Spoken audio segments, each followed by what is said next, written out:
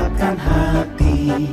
Negeri ini memanggilmu kawan, belajar bergerak berbagi untuk negeri. Guru penggerak majukan pendidikan, guru penggerak menghamba para murid, kreatif rancang pembelajaran, hargai potensi tingkatkan prestasi, lahirkan profil pelajar Pancasila. Belajar bergerak berbagi untuk negeri, kita menjalin kolaborasi.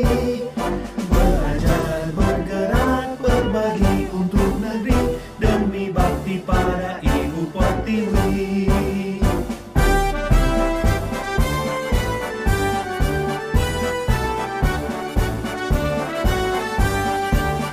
Bulatkan tekad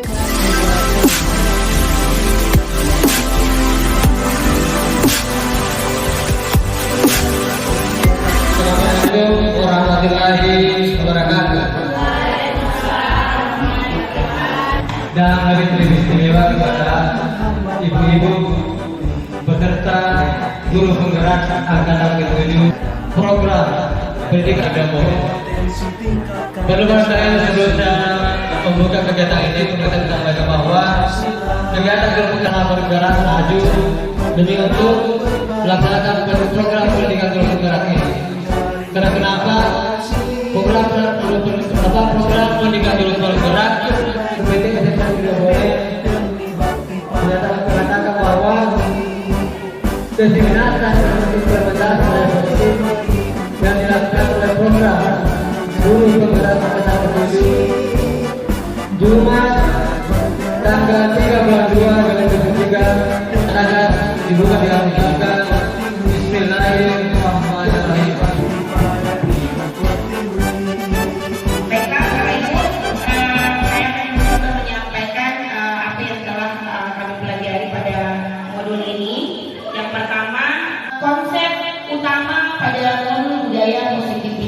Yang pertama ada perubahan paradigma belajar, yang kedua ada disiplin positif, yang ketiga kebutuhan dasar manusia, yang keempat motivasi perilaku manusia, dan yang kelima posisi kontrol restitusi, kemudian ada dialog kelas, dan yang terakhir segitiga restitusi. Berdasarkan prinsip pembelajaran yang terdiferensiasi, sehingga setiap peserta didik belajar sesuai dengan kebutuhannya untuk mewujudkan profil pelajar Pancasila.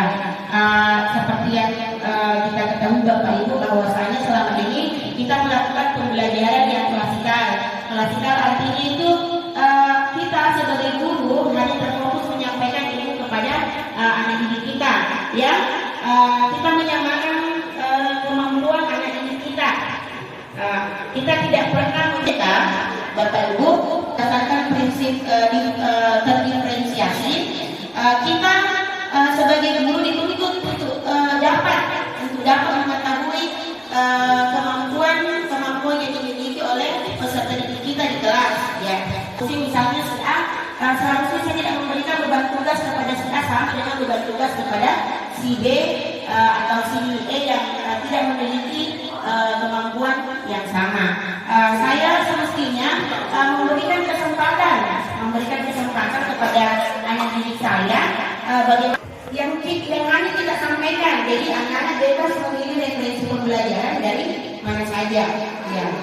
Yang terdiferensiasi ini untuk programnya adalah untuk mewujudkan profil pelajar Pancasila. Masih ingat profil pelajar Pancasila ada 6 dimensi. Yang pertama berperan desa, yang kedua bernalar, berkelintingan global, yang ketiga gotong royong, yang keempat mandiri, yang kelima bernalar kritis. Oke, jadi ada 6 ya. Kemudian kita lanjut ke disiplin positif. Maknanya menjadi sesuatu yang mengarahkan seseorang untuk mendapatkan kepatuhan. Jadi kata disiplin ini cenderung kita hubungkan dengan rasa yang tidak nyaman. Ini yang terjadi kepada siswa kita. Ya. Bukan karena takut sama gurunya, takut sama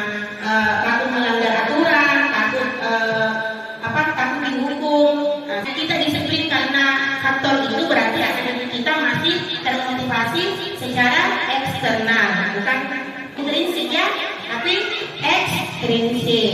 Ya, disiplin positif merupakan salah satu cara penerapan disiplin yang bertujuan menumbuhkan kesadaran serta memberdayakan peserta didik untuk melakukan sesuatu.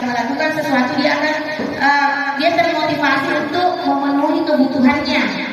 Nah, mari kita melihat kebutuhan dasar manusia. Tentunya kita butuh akan kesehatan, ya kan?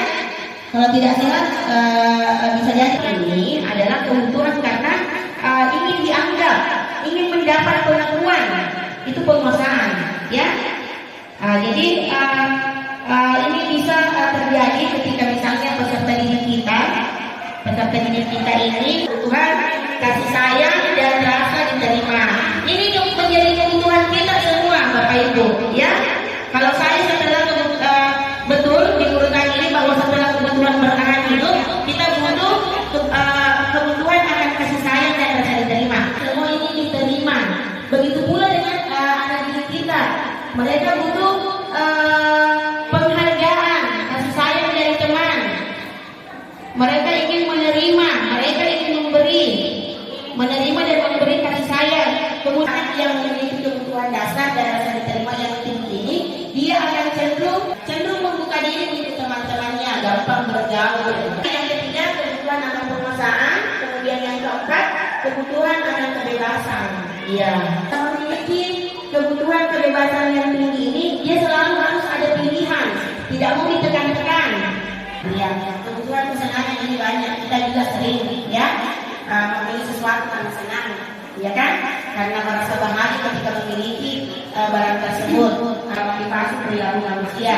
Yang pertama, ada motivasi perilaku manusia dan ingin menghindari ketidaknyamanan. Ini menghindari ketidaknyamanan itu adalah motivasi terkuda. Kenapa? Karena ketika orang yang berada di posisi ini menghindari ketidaknyamanan, bukan, ya.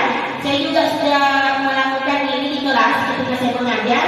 Ketika saya menemukan kesalahan-kesalahan atau permasalahan yang dihadapi oleh peserta didik, saya mencoba menyelesaikan permasalahan tersebut dengan menggunakan konsep disiplin. Sebelum dibahas oleh teman saya, Bapak Ibu, saya minta kesediaan.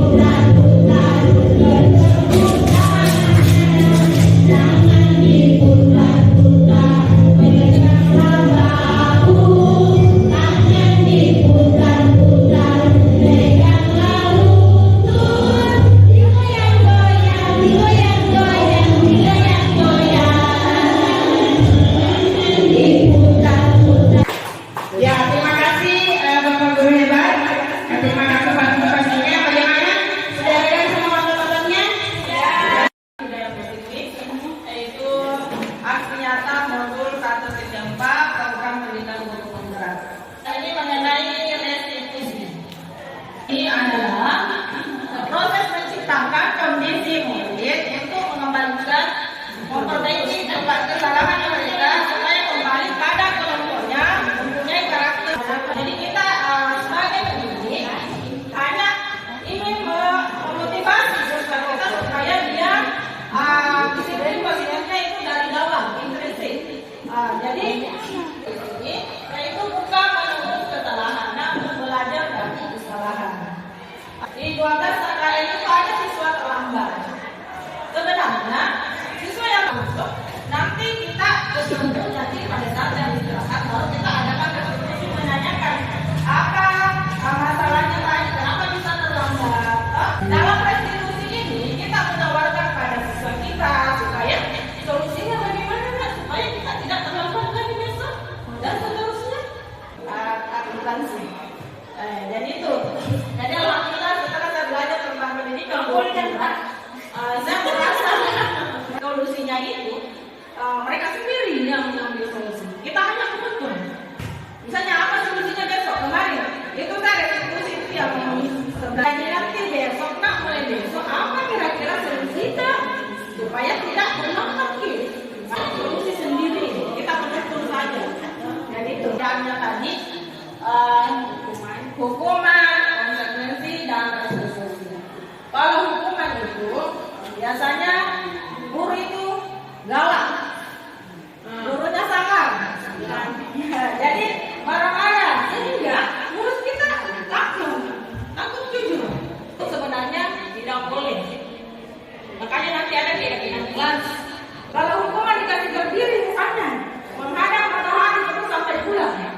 berarti itu hukuman menyakitkan bagi anak itu.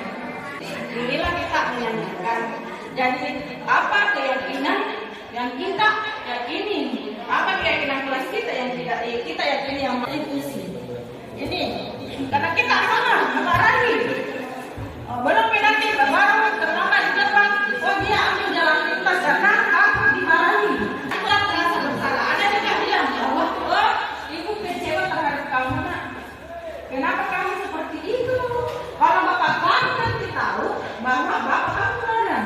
Itu sebenarnya terjadi juga bapak ibu. Oh ternyata sama. Jadi nak fokus sama pembelajaran di kelas.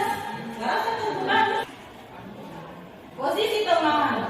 Nggak boleh juga kita terlalu dekat kayak teman sama siswa kita. Misalnya kalau dia berbuat salah, aduh, kamu kalau gitu sih, ya sudah, nggak apa-apa, silakan masuk saja. Tergantung pada kita. Ini posisi pemantau, itu misalnya, oh ini anak terlambat lagi, biasa terlambat lagi, sehingga kita marahi, baru dikasih konsekuensi. Itu tidak boleh, tapi nanti yang benar itu adalah posisi manajer. Bagaimana kita sebagai manajer, sebagai pimpinan, bahwa semua kesalahan siswa itu harus kita perbaiki dengan baik. Berarti kita harus saling bekerja sama dengan orang tua. Mungkin di sekolah kita sudah bentuk keyakinan masing-masing anak-anak. Nah ini peraturan kelas. Kalau bilang peraturan, berarti itu ketika dia melanggar berarti dihukum. Terlambat sebenarnya dalam konsekuensinya. Tapi kalau dalam teori restitusi tadi berkaitan dengan keyakinan kelas itu bukan peraturan kelas yang kita bikin sebelum semester baru. Seharusnya kita bikin keyakinan kelas bersama dengan semua siswa, dikasih kertas lembar apa yang kita yakini, yang kita harus berbuat. Jadi masing-masing mereka menulis, kasih semua menempelkan di atas. Jadi juga terlalu banyak keyakinan di kelas, karena bisa saja ada dia tidak bisa terapkan semua. Menggunakan masker. Jadi kenapa bisa? Bapak Ibu? Bagaimana cara menentukan keyakinan kelas? Harus lebih abstrak dari peraturan. Jadi dia tersirat maknanya, bukan langsung dilarang. Kemudian berupa pernyataan universal. Berarti misalnya menghormati guru. Berarti menghormati guru itu termasuk juga tidak boleh tercela ketika guru menerangkan. Berarti keyakinan kelasnya anak dan anak masing-masing. Ya harus disesuaikan dengan kondisi kelasnya. Jadi sebenarnya kita sudah terapkan yang selama ini. Selama ini kita sudah terapkan, tapi beda istilahnya saja. Ini bagaimana cara menyelesaikan masalah anak-anak dan kesalahan guru kita yang terlambat, misalnya yang membuat tidak sesuai dengan nilai kebajikan. Ini ada proses menciptakan. Pada saat siswa itu bermasalah, kita panggil. Jangan langsung, kenapa kamu terlalu? Tidak, tapi kita tanya dulu. Apa maksudnya? Silakan dulu ya. Apakah kita tahu apa alasannya ibu panggil kita ke sini? Kita tahu bu. Jadi statuskan dulu. Jadi apa? Saya terlambat tadi bu. Jadi setelah itu dia merasa rileks. Tadi terlambat. Kenapa tadi nak? Kenapa bisa terlambat Kik? Apa alasan tak tadi? Ada alasannya oh begini saya antar mamaku dulu, saya antar dulu adekku. Baru kita tanya. Ada masih ingat tak mengenai keyakinan kelas kita? Sudah. Jadi ini kelakuan kita ini apa termasuk sesuai dengan keyakinan kita? Kalau bilang iya tidak bu, saya merasa bersalah memang tidak sesuai dengan keyakinan kelas. Jadi bagaimana solusinya nak sehingga kita tidak berbuat kesalahan lagi? Bagaimana budaya positif kita menerapkan sebenarnya sebagian. Tinggal kita memperbaikinya secara konsisten. Hanya rajin bagaimana jadi kita nyantai-nyantai saja harus berkolaborasi. Saya bukan komunikasi, tapi kita harus kita mengajak sharing supaya sekolah kita lebih memenuhi dari pendidikan program guru pembelajaran. Menghadiri acara diseminasi dan implementasi budaya kami lakukan oleh rekan kita yang mengikut pendidikan program guru penggerak. Ucapkan assalamualaikum warahmatullahi wabarakatuh. Terima kasih Bapak Ibu. Ya.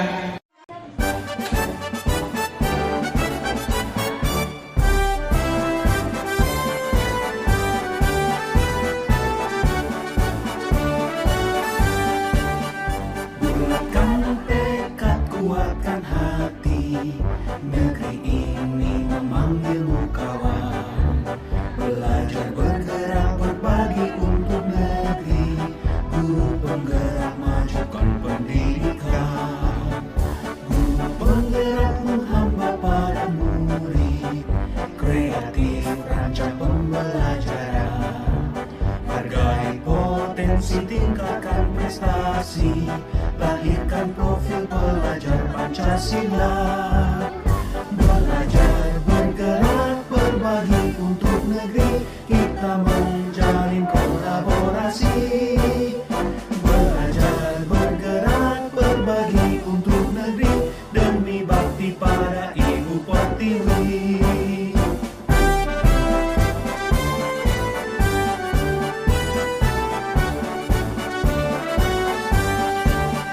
Bulatkan tekad, kuatkan hati.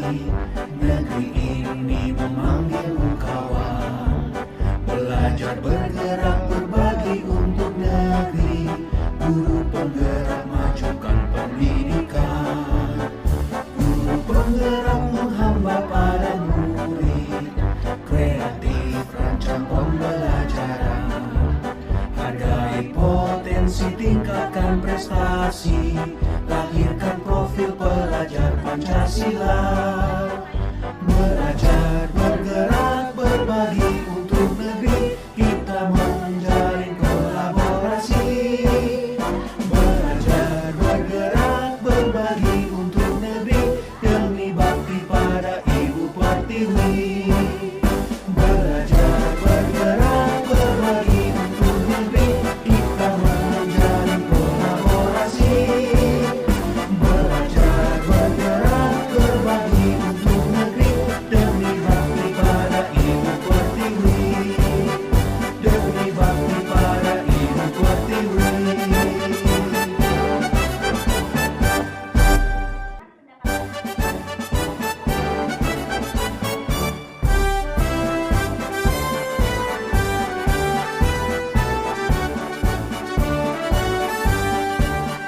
Bulatkan tekad, kuatkan hati.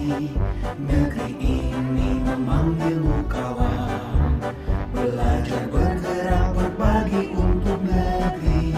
Guru penggerak majukan pendidikan. Guru penggerak menghamba pada murid. Kreatif rancang pembelajaran.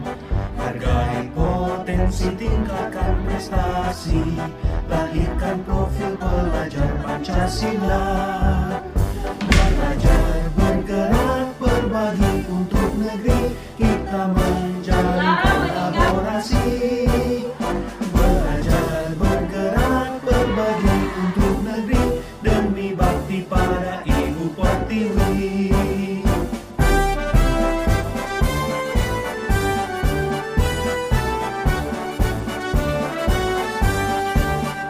Bulatkan tekad, kuatkan hati.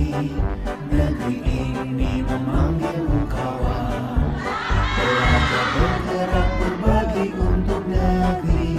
Guru penggerak majukan pendidikan. Guru penggerak menghamba pada murid. Kreatif rancang pembelajaran. Hargai potensi, tingkatkan prestasi. Lahirkan profil pelajar Pancasila. Tekad belajar bergerak berbagi untuk negeri. Kita menjalin kolaborasi. Belajar bergerak berbagi untuk negeri. Demi bakti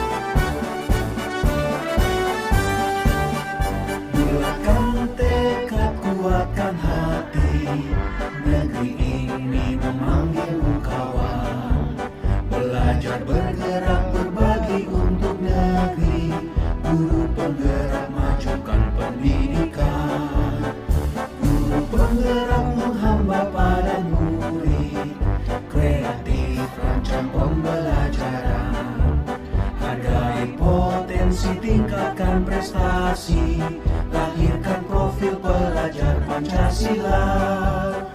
Belajar, bergerak, berbagi untuk negeri, kita menjalin kolaborasi. Belajar, bergerak, berbagi untuk negeri, demi bakti pada Ibu Pertiwi. Belajar, bergerak, berbagi untuk negeri, kita menjalin kolaborasi. Belajar, bergerak, berbagi untuk negeri, demi bakti pada Ibu Pertiwi. Demi bakti pada Ibu Pertiwi. Assalamualaikum warahmatullahi wabarakatuh. Perkenalkan, nama saya Nur Aulia Pratiwi dari kelas 12 akuntansi SMK Negeri 2 Bone. Saya sangat senang dengan pembelajaran yang dibawakan oleh Ibu Nurdiana karena sebelum memasuki pembelajaran di setiap awal semester, saya bersama dengan teman kelas saya diberi kebebasan dalam membuat keyakinan kelas. Keyakinan kelas kami buat bersama dan kami sepakati bersama, dan semoga keyakinan kelas yang sudah kami sepakati bisa menjadi budaya positif bagi kami semua. Sekian dari saya, wassalamualaikum warahmatullahi wabarakatuh.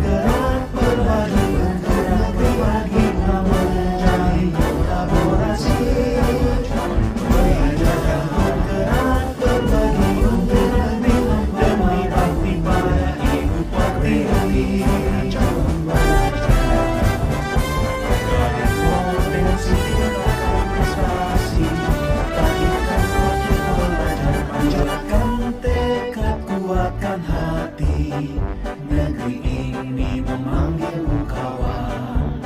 Belajar, bergerak, berbagi untuk negeri, guru penggerak majukan pendidikan. Guru penggerak menghamba pada murid, kreatif rancang pembelajaran. Hargai potensi, tingkatkan prestasi, lahirkan profil pelajar Pancasila.